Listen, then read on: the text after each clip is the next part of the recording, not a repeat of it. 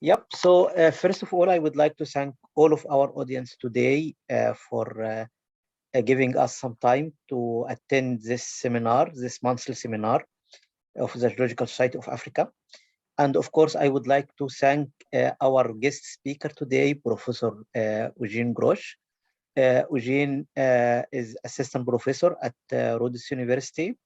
He teaches there hard rock geology. He is very active in plate tectonic, and he tried to understand how the Earth was formed not only during the Archean, as we will hear him today, but during the entire life. So he has a lot of contribution in different time uh,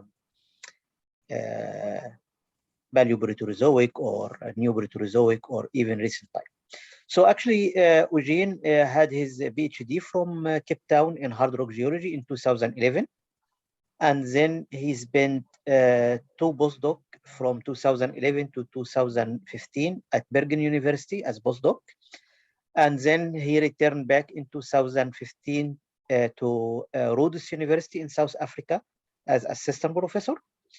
And since this time, he holds this position and he worked there teaching, doing research.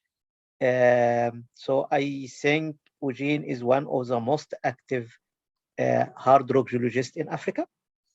So today, actually, he prepared for us something interesting.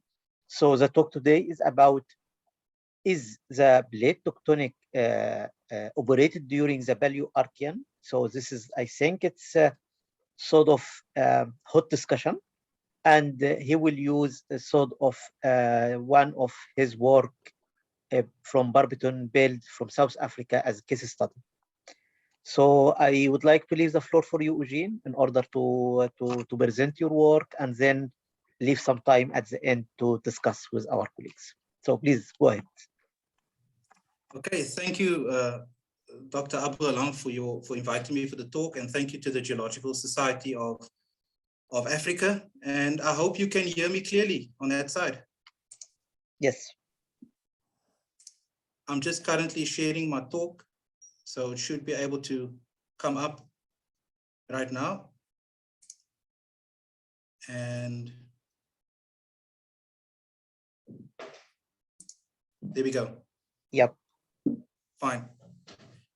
So yeah, so today we would like to talk about, was plate tectonics operating in the Paleoarchean Earth, but not only the timing for plate tectonics, but also perhaps why did it initiate, and also what mode of tectonic process was operating. And I don't know if you're going to answer all these questions, but it is some of the questions that's close to my heart in terms of the type of work that I'm doing. And we're going to look, I'll take you to the Barberton Greenstone Belt of South Africa.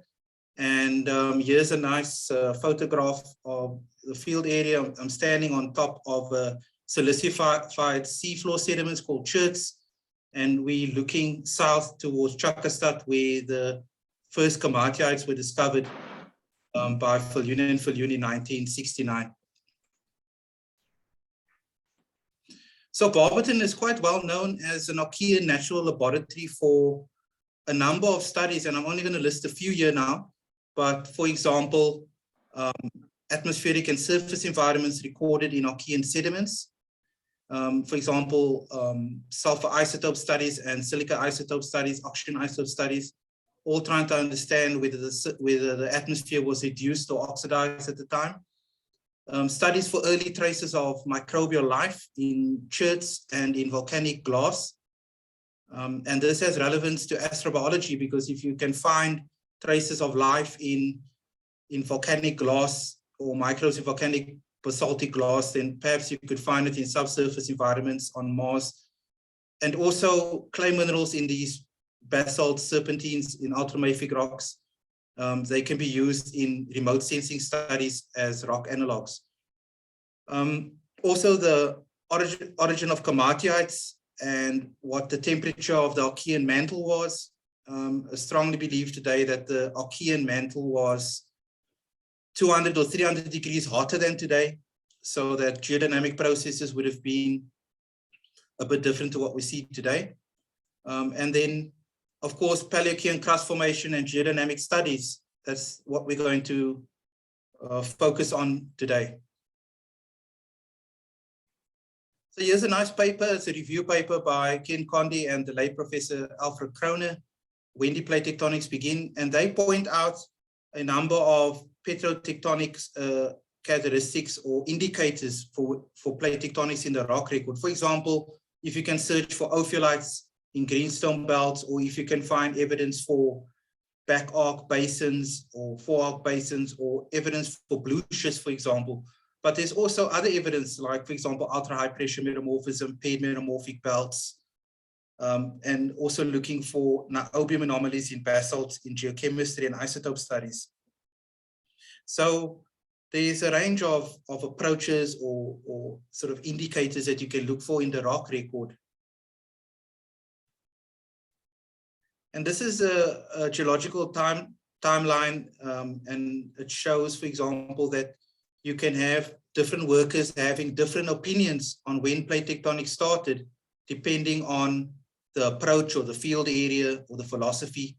And so it's a review paper by Palin and Santosh, and it shows that, for example, Hopkins in 2008 argues that plate tectonics could have started at 4.2 billion, whereas Richard Stern and Hamilton argued that it started around the Neoproterozoic because of blue schist. But this is a huge debate, and it's quite a controversial topic, so we're not going to have time to go into all of these debates. I took a paper here just as an example, which for me was an interesting paper in 2011, and it was a study by Cherie and Richardson in 2011, published in Science, looking at eclogitic diamond inclusions. And they dated the diamond inclusions and found that eclogitic diamond inclusions appear to be 3 billion years old or younger. And so this was a bottom-up approach, looking at mantle conditions and evidence for mantle keels and evidence for finding omphacite and eclogitic diamond inclusions to say something about subduction, because it suggests that subduction of basalts, for example, to form eclogites started around 3 billion, and peridotitic diamond inclusions are older. So that suggested that perhaps the Wilson cycle started at 3 billion years ago. I'm just going to quickly show you two review papers which I've recently come across, and that's the one in Gondwana research by Palin and Santosh. And here they review, using metamorphic data and a bunch of other data sets, what they think when plate tectonics started, and also the mode and the type of tectonics that was operating.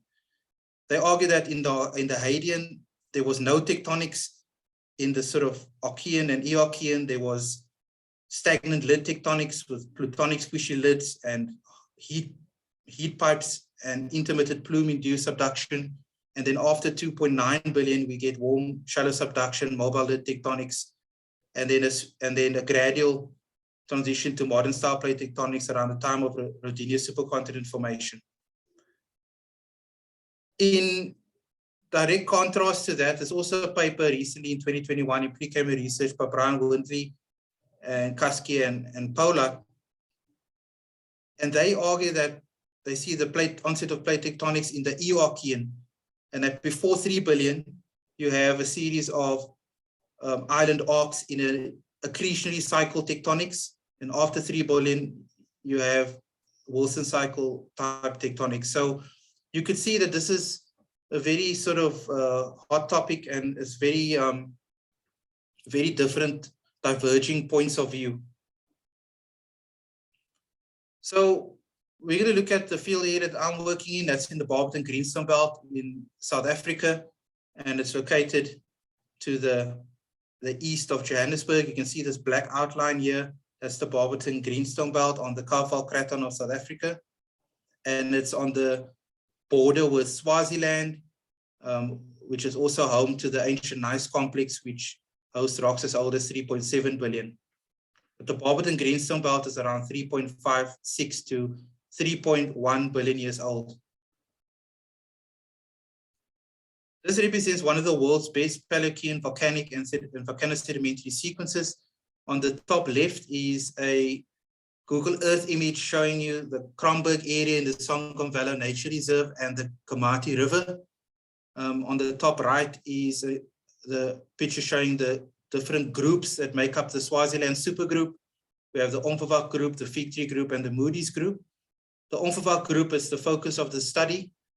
And there's also been a drilling project in this area to retrieve fresh rocks from the subsurface across numerous horizons, including cherts and shear zones and unconformities and also pillar lavas. The Barberton Greenstone Belt itself is not without controversy. We have two N-member models for the evolution of the Barberton Greenstone Belt. There's the one N-member model, which is the kind of the vertical plume model or partial convective overturn model. In this model, the lavas have erupted on top of TTG felsic crust, and then the mid crust has become ductile and hot, and that causes the TTG plumes to rise, and then you get the cold greenstone dripping down into the TTG as enclaves. And this has mainly been proposed by workers like Van Kranendonk et al. And then there's the sort of models that involve modern style horizontal plate tectonics based on the discovery of garnet-bearing assemblages in the Inyoni shear zone. And if I can pull my marker up here, the Inyoni shear zone is the shear zone here in the western part of the southwestern part of the belt. And they have argued for clockwise PT paths and pressures as high as 14 kilobars and intermediate temperatures of around 620 degrees. So this is work mainly by Francois Moy and Gary Stevens and Alex Kistes, arguing for horizontal tectonics in the Barberton Greenstone Belt. There's also been a number of field and geochemical studies by Furness and the late Professor Martin de Wit. And they have published quite a few papers now over this time. And they argued for accretion of a series of back arc basins onto felsic crust. And in their model, they don't argue for continuous stratigraphy, but they argue for a tectonostratigraphy, where each of the complexes are broken down into tectonometamorphic complexes. Okay, so I'm just going to show you a simplified map of the field area. On the top here in orange, you have the 3.2 billion year old TTGs near Barberton. In the yellow, you have the 3.46 billion year old TTGs from the Stalsberg Pluton and the Salzburg terrain. And then you have a Steinstall Pluton here in dark orange that's dated at around 3.53 billion years old. And this dotted line here is the Komati fault, and the green is the Komatiites. And these will be the greenstones over here, the Omfavak group greenstones that contains the pillar lavas of the Huguenot Formation. And in light purple is the Kromberg Formation, and we'll look at this end set here. And we're going to do some sort of detailed studies along the river plain here to see what we can find along this river valley and along this cross-section AA-. So we're just focusing on the eastern limb of the Omfavak anticline, and this is the stratigraphy models for that section I showed you on the map. And here you can see that the Kromberg type section was first mapped out by Viljoen and Viljoen, namely the twin brothers that discovered the Komatiites, and this is their interpretation of what they saw. They point out tholeitic basalts, mafic tuff, pillar lavas, and a series of cherts, as well as felsic intermediate rocks and komatitic basalts. This is in completely different interpretation to what de Wit and Furness have seen. They argue that the sequence is mainly intrusive, with a number of undifferentiated intrusives and gabbros and metadanites, and also fuchsite chloride shear zones present in the sequence.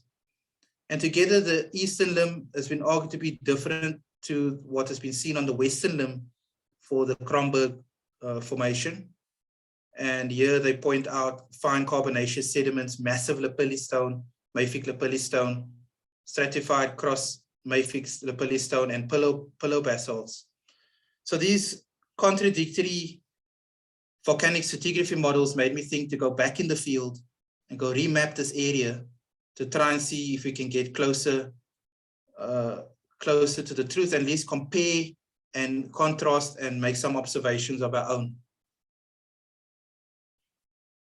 So this is what we did, and we did some petrography to confirm the rock types, and also we have a look at the geochemistry. And this is our interpretation in terms of the volcanic stratigraphy of the Kronberg. We have a number of chert horizons. In fact, there's 6 chert horizons. We've also discovered a huge chert in the middle of the sequence with silicified pillow lavas. And also we can confirm that there are tectonite zones or shear zones in the sequence, disrupting the sequence, causing structural breaks. So we can confirm that this is not a continuous lava flow sequence. And it's a bit of a busy diagram. We're gonna go through it so I can show you some of the rock types that we see. Here, for example, on P1 is a chert horizon. This is silicified seafloor sediment with wavy laminations in it. At P2 is a picture showing you the fold in the shear zone, and you can see the bright green fuchsite zones and the dark brown carbonate zones. Then P3 is ultramafic, sheared ultramafic rocks. It's similar to P4, which you can see here. And then you can see in E as well, we have sheared ultramafic rocks. And then F is a small shear zone again. And then G is pillow lavas. And then we see tholeiitic dikes and also tholeiitic sheets. If you go down the section, you can see again a chert horizon. It's about 40 meters thick, ferruginous chert horizon, and then silicified pillow lavas. These are basaltic pillow lavas that were chloratized, but they've experienced open system metasomatism. Here's a picture of a lobate pillow lava in the sequence corresponding to P12. And then we also have cumulative rocks, which are whirlites. They are whirlitic cumulative rocks. We have pillow lava breccia. You have pillow lava infill sediment. You have a series of pillow lavas here. You can see the chill margins and the pipe vesicles of the pillows. So when you're walking down the section, you're actually seeing an exceptionally well preserved sequence of what looks like Archean oceanic crust is still preserved there today. Right at the bottom of the sequence is a sliver of serpentinized dunite or metadunite with serpentine veins. And then the whole sequence of mafic to ultramafic rocks is structurally overlying polymictitic conglomerates of the noisy formation, where the clasts are made of rhyolites and dacites. I just want to highlight an interesting aspect is that it's quite common to find this feature where you see a chert horizon or silicified seafloor sediments overlying silicified basalts or pillow lavas. Here, I'm showing you the geochemistry that these pillow lavas were once basalt. They were chloratized basalts that has experienced hydrothermal metasomatism. And now the chemistry has completely converted these rocks to silica-rich rocks up to 70% silica. These rocks are completely silicified. And that has implications for the rheology of the rock. This rock becomes very hard and very rigid after silicification. And we'll come back to this later in the talk. I just wanted to give you an example of the type of mapping that we're doing. Maybe this is a little bit boring, I'm not quite sure, but it's just to show that it's that we're mapping out every river pavement that we can find, and we're doing it on a grid map scale. For example, 4 meters by 6 meters. You can see here's a little island here along the Komati River, and here are, for example, grid map 4A, B, and C. It's blown up here. And we're mapping out every pillar lava that we can see and looking at the distribution and the size of the pillar lavas and trying to extract as much information as we can out of the geology of these rocks. Here, for example, GM3, we can see pillar lava breccia. This is when the basaltic rock has reacted with seawater and has created an explosive breccia, a basaltic breccia. So to be able to see these rocks, I really appreciate it, because you can learn a lot about seafloor processes on the early Earth. And this is our simplified reconstruction of what we saw in the section across the Kronberg sequence. A number of chert horizons, silicified basalts, dikes that are also silicified, peridotite or whorlite rocks. And this is the shapes and the size of the average pillar lava that you can see through the sequence. I'm just going to jump to a little bit of geochemistry. We had to screen out the silicified rocks for alteration. And here we can see that the freshest pillar lavas that we can find are iron magnesium tholiites, but we do also find basaltic komatiites of the geluk type and the Badplas type basaltic komatiites, as well as ultramafic peridotites and so forth. In terms of the trace element geochemistry, the thorium ytterbium versus niobium ytterbium diagram, you can see that the average composition of these pillar lavas plot close to the primitive mantle and close to Archean oceanic plateau basalts, and they don't really plot close to subduction zone basalts, or they don't plot in the forearc or in the back arc base.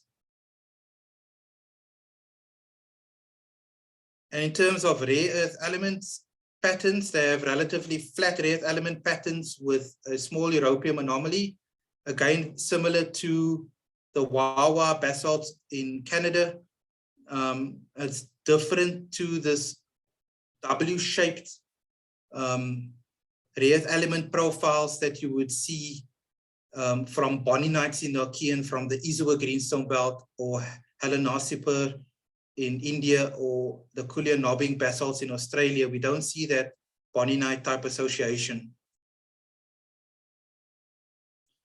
We extracted zircons from the footbridge chert horizon. This is silicified seafloor sediments.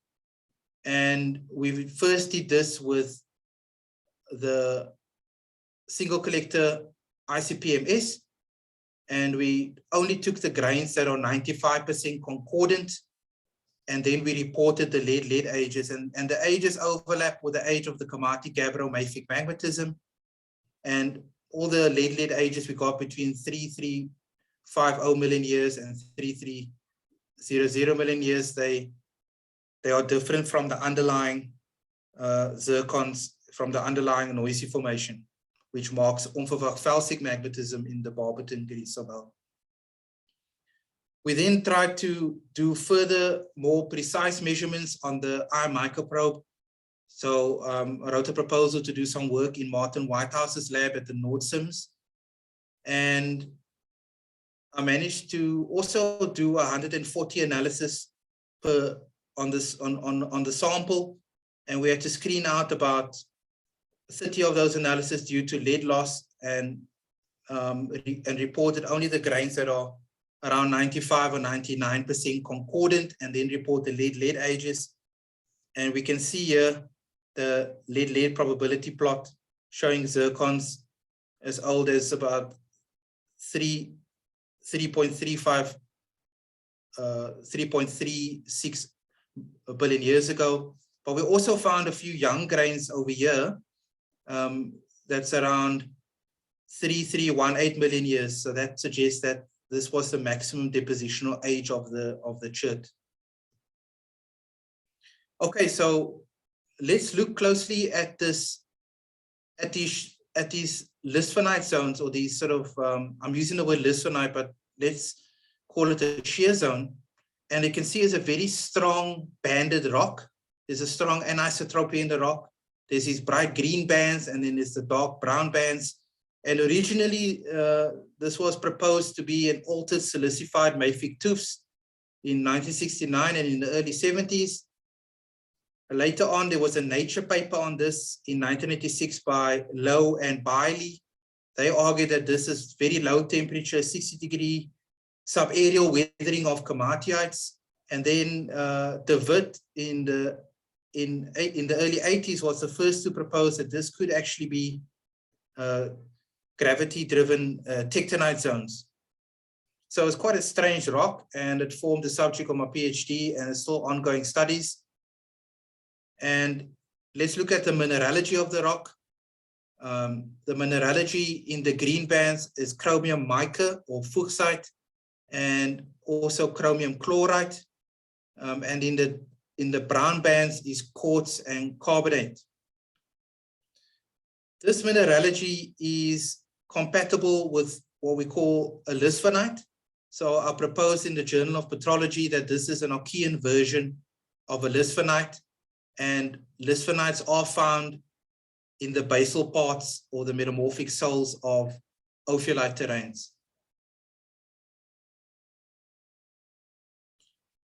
We tried to do some modeling, some metamorphic modeling, and we used the mica solid solution model of the Buck 2011. And we did we calculated dioctahedral mica hydration curves for the mica in the shear zone. And we found the mica curves to record intermediate type of geothermal gradients, Barrovian type geothermal gradients, along which mica hydration took place. We also looked at the chlorite and did chlorite thermodynamic modeling. And here we can see the results plotted against the stratigraphy. And we found that there's a high temperature group here around 380, 400 degrees, and a low temperature group in the shear zone and in pillow lavas directly beneath the shear zone. But as you go down the stratigraphy, the metamorphic grade changes, and the metamorphic grade becomes less at lower temperatures. So here you get temperatures as low as 140 plus minus 30 degrees from the chloride modeling. So this method that we used here was the Vidal method, which relies on the convergence of chloride end-member reactions by a stepwise increase in iron mole fraction of iron 3 plus in the chloride. But I also tried other methods of chloride modeling, like the Budal method, and we got the same results. You see that there's a high temperature chloride group in the shear zone and in the pillow lavas, and a low temperature group, and again a decrease in metamorphic grade with depth. We should have seen an increase in metamorphic grade with depth, but we're seeing a decrease in metamorphic grade with depth beneath this shear zone, and this is an inverted metamorphic gradient. And I think it's one of the first reported inverted metamorphic gradients that we found, and that is similar to what you find in ophiolite terrains. It's just that the metamorphic grade is lower, but you find in ophiolite terrains inverted metamorphic gradients beneath lisfonite shear zones. What else did we do? We tried chloride mica quartz multi-equilibrium calculation, and here we looked at convergence of all 64 possible end-member reactions between chloride and mica. I mean, these methods are not without pitfalls, but given the mineralogy, it was the only sort of, well, it was the only methods we could use at the time. And we see the convergence of reactions at around 3 kilobars and 350 degrees. It was very clear that this is not subaerial weathering of komatiitic flow tops at 60 degrees or low temperature weathering of basalts or komatiites. And I'll try and convince you further when we look at the microstructures. This is a drill core log showing you, I just want to highlight two things. It's a bit of a busy slide, but basically we can see that it's very common to have silicification of basalts beneath cherts. And also here we drilled into the shear zone and we can see shear zones, little faults and offsets and displacements in the quartz carbonate bands. So I'm gonna zoom in on this and show some of the microstructures that we can see in the shear zone. So here's the first image. You can see these are carbonate quartz stretching fibers, or the cross fibrous growth of quartz and carbonate in the brown zones in between these ultramafic bands here. And the quartz and the carbonate shows a strong preferred orientation in this electron backscatter images. This suggests that we're looking at brittle and ductile deformation under Greenschist facies conditions. Here again is drill core images of the shear zone. This is the upper part of the shear zone. This is central complex zone. And here again, a strong anisotropy in the lower part of the shear zone with extensional quartz carbonate bands subparallel to mafic, ultramafic microlithon bands.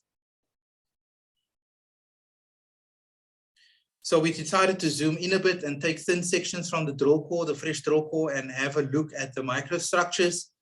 And this I did together with Professor Giulio Viola at University of Bologna, who came to visit. And he was also quite interested in this. So here you can see in B, you can see the early chloratized myelinitic fabric between the carbonate veins. Here you can see some myelinitic fabric in the rocks. Between the carbonate veins as well. Sheared olivine class has been altered and chloratized, as well as pyroxenes. Here is a carbonatized shears olivine class with some shears and some C' shears running through the rock here in between the carbonate veins. And this is what we call the early ductile deformation, or the early D1 myelinitization in the rocks. And then we see in the carbonate quartz band, we see brittle deformation, or what we call mode 1 dilation. Here is the carbonate quartz, so you can see the carbonate stretching fibers here running perpendicular or orthogonal to the foliation in the rock. And the quartz also shows the strong preferred orientation. And we see multiple generations of this quartz carbonate veining. Here, next to the running parallel to the carbonate stretching fibers are amphibole nematoblasts running at a high angle to the foliation or the altered rock. And the presence of this amphibole is consistent with the high temperature chloride group around 350, 400 degrees that we pointed out earlier in the talk, that there's an early high temperature opening of these veins recorded by the amphibole. And this would be basically the brittle stage of deformation that we're recording in this rock. Here's some more microstructures. You can see the early carbonate quartz veins stretching fibers here, marked by the red arrow. But then in this band here, we can see a sheared mafic level and a little thrust where the ultramafic microlithon has been displaced and thrusted. And here's a zoomed in picture under the microscope. And then this particular thrust plane has also been filled in with a carbonate vein, again, showing some evidence of brittle deformation. And here at the bottom, you can see once we have the extensional veins in place, they themselves have been recrystallized and deformed, where we can see a verging fold here and pockets of dynamically recrystallized quartz. And this fold suggests a dextral shearing and deformation. So we put together field and petrographic evidence to try to understand this very strange zone or shear zone. So initially we start with seafloor alteration, hydration of rocks. Then we have the shear localization and D1 deformation. This is the earliest myelinization and syn deformational fluid generation. So as you are deforming this rock, you're causing more and more fluid pressure buildup. And so we see progressive strain localization, progressive widening of a creeping shear zone with fluid overpressuring. And that's when we get the switch to brittle rupture and failure that's triggered by fluid overpressuring and mode 1 dilation, where we see the opening of these quartz carbonate veins recording opening and dilation.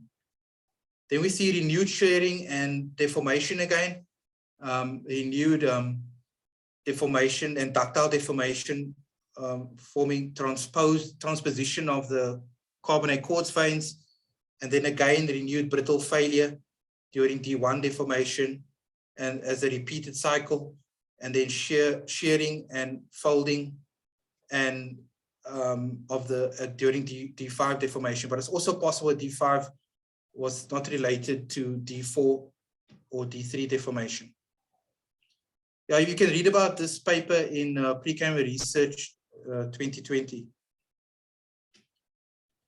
So what we think is that we're actually seeing this oscillations or the cyclicity between brittle and ductile deformation recorded in the shear zone, where you start off with, for example, dilation and mode 1 fracturing, and then you get progressive overprinting of earlier structures, renewed brittle dilation, brittle failure, folding, vein transposition, and again, mode 1 brittle failure. And at the bottom here, you can see that with fluid pressure plotted with time, there's progressive fluid pressure buildup until you get brittle failure developing. And then there's the rock breaks, and then the fluid pressure drops, and then you get this again cyclic fluid pressure buildup and then brittle failure. So that made us think about the fact that you have these sequence of rocks still preserved here in the Archean terrain. It's been there for billions of years, and maybe that this was a mechanism for, along which, or a mechanism by which you can detach the upper oceanic crust from the lower crust by having this brittle to ductile deformation taking place in the rock. And that made us think a little bit about this paper, which was published in Geophysical Research in 1988 by Paul Hoffman and Giorgio Rinaldi, Archean Oceanic Flake Tectonics. And this was very much a numerical modeling paper. And I think that the model we're thinking of wasn't exactly like this model, but we took some inspiration from this and thought maybe we're seeing detachment of the upper oceanic crust from the ductile lower oceanic crust. So this is sort of the model that we're proposing, whereby we have these rigid silicified slivers of thin, rigid oceanic crust that flakes and detaches along the shear zone here and flakes off from a weaker, more denser, hotter and more ductile lower oceanic crust that gets recycled back into the mantle. So this is what we think might be going on in this terrain. And it just shows also that silicification is important for making this rock rigid and for creating heterogeneity in the volcanic rock pile and allowing this detachment to take place.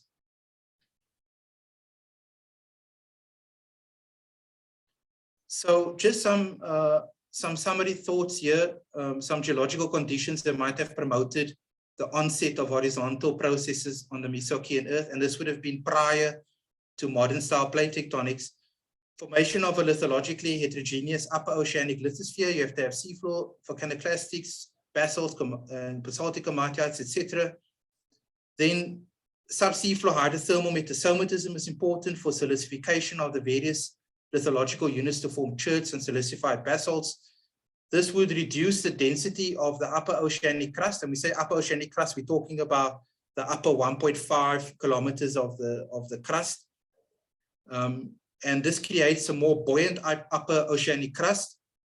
And with age, the upper oceanic crust with various silicified units becomes more rigid, and we can increase the mechanical strength of the rock in the upper oceanic crust. The differences in the composition and the mechanical strength between the upper oceanic crust and the lower crust led to differences in rheological behavior between this rigid upper crust and this more ductile lower crust. So you can imagine that you got this hard crust on the top and you got this more ductile crust that's going to act as you're going to develop a shear zone, and that's going to flake off the upper crust. So flaking and delamination would have occurred along fuchsite, chloride, carbonate shear zones, and these shear zones would have recorded brittle and ductile deformation, and also possibly with the soapstones like serpentinites and carbonatized serpentinites. These zones could have acted as glide planes for flaking off the upper oceanic crust, and the lower crust would have been recycled back into the mantle. We may not have preserved the lower crust, but we would have it would have been recycled back into the mantle, but you would have preserved the thin slivers of silicified upper oceanic crust.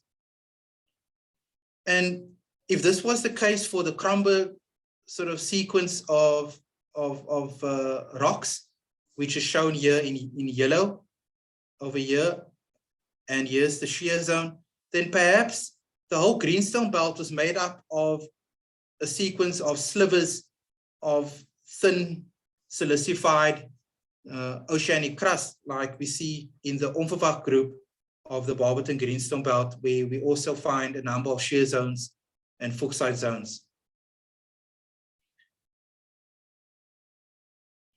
So that brings us to the end of the talk, and I'd like to have some acknowledgements for Professor Giulio Viola, who came to visit us, and also Masibo Ndledla, who was a master student of mine, mapping out the pillow lavas, Professor Martin Whitehouse for access to the Nordsims, and to Dr. Yuri Slama for help with the geochronology and laser ablation ICP-MS. And I think I'm on time, and I think I'll stop on that note. Thank you. Thank you a lot, Eugene, for this very interesting talk. I can see a lot of structural work, and it's really interesting, very well presented. So actually, I have a couple of questions, but I would like to leave the floor for others to have their thought first. If there is someone who would like to answer or to ask questions. Just a small one from me. Please, Yusuf. Before I leave, because I have class at 4. Eugene, is there any anorthosites in your rocks representing the oceanic crust? You said that the lower oceanic crust is lacking, mostly lacking. Is it true? And is there any anorthosite? Because it is known, as Pollard and Oshwall said, that anorthosites were very common in Archean, Mesoarchean times in oceanic crust. Now in Phanerozoic, it is the rivers. We cannot find in the current oceanic crust some anorthosites. So what about them in your field? Is there any anorthosite, and what were their evolution during these times? Please. Yeah, I mean, thank you for the question. In the Onverwacht group where I'm working, and as I've shown you through the sequence here, and in also regionally in the Onverwacht group, I haven't come across any anorthosites. So the answer is no. There's no anorthosites in these Paleoarchean rocks. I find a lots of pillow lavas, komatiites, basaltic komatiites, some metadonites, some cumulative rocks. But the answer is no. There are no anorthosites in terms of the areas that I'm working in the Onverwacht group. Okay. because maybe they are restricted to the lower oceanic crust, which is lacking, if I well understood. Yeah, I think that's a good point. You know, maybe there were some early forms of anorthosites that was recycled back into the mantle because they are deeper. I mean, it's possible. Okay. Okay, we'd like to thank you very much. And I will see the following question on the record. Thank you very much. Thanks, Thank Tamer. Thanks. Thank you. Thank you. Okay, other question from our audience? I have some, Eugene, but there is one which is not related to your talk at all, but it's Okay. related to the area. It's related to the area, not related at all, but I think you able to answer it.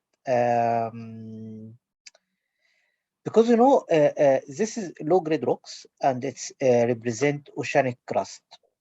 So the question is, did you find any indication of early life?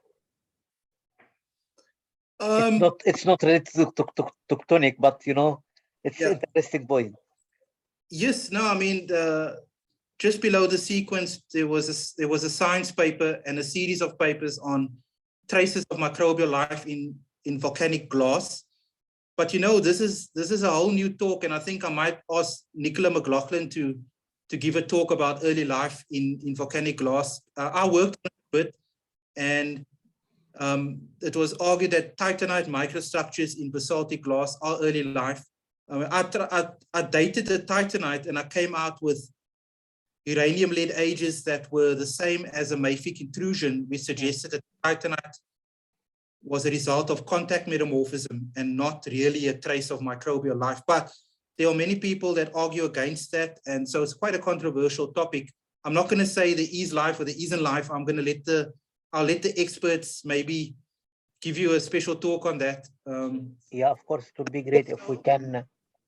Also, there are cherts in this particular Cromberg sequence. If you look at this chert around in the next slide, this chert unit here, KRC2. That one and KC1. These two cherts, there's been microstructures and organic filaments in those chert horizons that have been argued to be traces of microbial life. And in fact, there's a science report paper that's come out by Barbara Cavalazzi, I think. And in there, they report in this chert veins above this lapilli tufia, report organic structures and evidence for microbial life. It just came out at the beginning of this year. And whereas work by, I think it's Maud Walsh, she worked on this chert horizon where she found spindle structures and other structures to argue for early life in seafloor sediments that are now preserved in these silicified cherts. And just to confirm, this rock unit was age 3.5, 3.4. This unit is approximately, from the uppermost chert unit, 3.334 billion years. And we are now trying to get lutetium, hafnium, isochron out of the mafic and ultramafic rocks. It's interesting. So it's not only plate tectonics that is most probably preserved there, but also early life indication. Yeah, I think we might be lucky that somehow this section of, I'm going to call it oceanic crust, you know, some people might argue against me not to call it oceanic crust, but I think this, we are looking at juvenile geochemical signatures here. And you see the pillow lavas, I feel the evidence. There's a lot of dikes and pillow lavas and things. So for me, when I see this pillow lava and these structures, I think this is oceanic crust. Thank you. For me, I don't know if other audiences agree or disagree with me, but So and somehow these rocks are still exceptionally well preserved, you know, and it preserves evidence for life as well. And even controversial evidence, it's still very interesting studies going on. Very, very active studies going on. I think this is an interesting area to, as you present in the first slide, this is one of the key area on all the world in order to understand the history of the Earth during this period. So it's really interesting, Very interesting, and also very challenging because some of the rocks are a bit strange. And also you have to unravel these low temperature metamorphic events. And we have to, I mean, you've been working with me on these rocks as well. So you know how tricky these low temperature rocks are. Yeah, I completely agree. Yep. Okay, maybe other questions from audience? Any other question? Just please unmute yourself and ask, or just write it in chat. If Hi, Eugene. Thanks for the talk. That was really good. Done some amazing, mapping and structural work. I think the bit that I'm slightly confused about is, well, I completely understand, you have pillow basalts that are subaqueous, but you only need to be about 200 meters water depth to get pillow basalts. So you also see them on rifted continental margins. And I think you've done a really good job of demonstrating that there's thrusting within the sequence. But for this to be interpreted as oceanic crust, surely it's more important that there's thrusting along the base of the sequence, and you can show that it's been thrusted onto the TTGs underneath. So did you document any evidence of thrusting at the contact with the TTGs? Yeah, Pedro, thanks for that question. That's a good question. And you can see that the shear zones are pointed out, 3 shear zones through the sequence, but the one that you're referring to is down here with the metadonite. So we didn't drill through that one. So that would be great to actually drill through this part of the sequence where the metadonite is sitting on top of these polymictitic and these conglomerates over here. So at the base here, I can't see at the moment, it's covered with vegetation and stuff, but it would really be great to drill across that contact there. So yeah, I don't know if that answers your question. So would you say the main argument for these being oceanic is the juvenile geochemical signatures then, and the lack of evidence of crustal contamination, that kind of thing? Yeah, we published a paper in Geology in 2017, Grosch and Salama, where we made a case that this is 3.3 billion year old oceanic crust based on trace elements, samarium, neodymium isotopes. It looked juvenile, positive values, and also trace elements, geochemistry, and also the field relationship where we balance up what is the criteria you would need to think of this as an ophiolite or not an ophiolite. So we had a discussion paper there, so maybe you want to check that out and see if you're satisfied or not. Sure, thank you. Yeah, 2017. Okay. Thanks very much.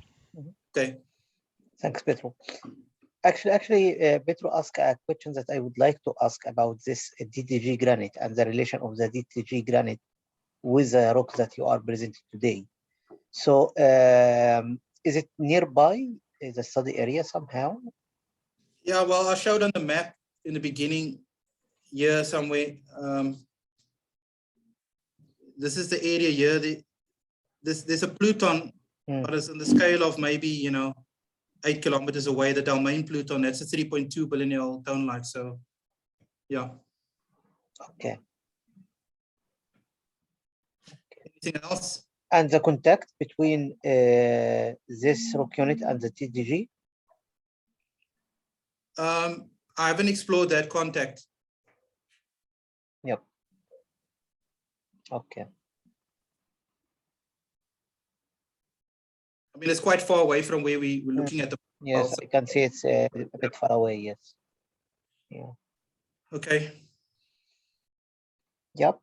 So I'm open for more questions. I mean, this is just the work that I've been doing. I mean, I don't have all the answers for everything, of course. Yeah. It's kind of I'm trying a bit of a multidisciplinary approach to getting to the bottom of this work, and I'm doing similar work in the Komati Formation, which is here by the Komati Fault, and we just had a paper in the South African Journal of Geology on the Komatiites and remapping the Komatiites at high resolution, and also doing lutetium hafnium isotopes. So maybe if some of the colleagues are interested in that, then they can see that I'm trying to map it on a on a different scale, on a more high resolution scale, to see if what we can find. I think there's a lot of work to be done.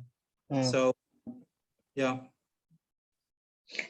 But the question, Eugene, for that, now you are explaining the process because you said that there is a two different layer. We have this cold layer at the top, which is more stronger than the deeper oceanic crust, and the deeper oceanic crust is recycled into the mantle. Yeah, this model exactly.